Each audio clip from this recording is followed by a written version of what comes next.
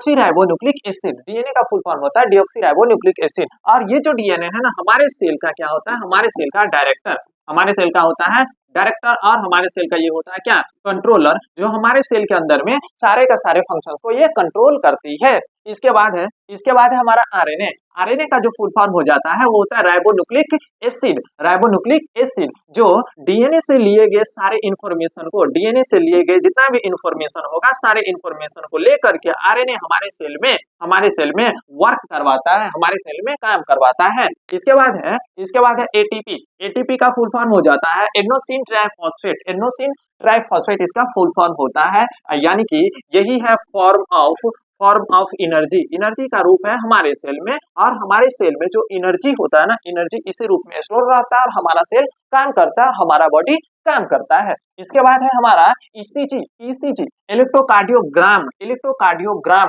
ये क्या करता है, तो ये हमारे हार्ट का जो बीटिंग प्रोसेस है ना, हमारे हार्ट का जो बीटिंग रेट है उसको ये एनालिसिस करने का काम करता है, उसको चेकआउट करने का काम करता है, रिप्रेजेंट करने का काम करता है। इसके बाद है हमारा एचआईवी। एचआईवी का फुल फॉर्म हो जाता है ह्यूमन इम्यूनोडेफिशिएंसी वायरस। यह एक वायरस है जो मनुष्य के शरीर में, मानव के शरीर में क्या करता है, इम्यून सिस्टम को डिफिशिएंट करता है, इम्यून पावर को घटा देता है, इम्यून सिस्टम को खराब कर देता है।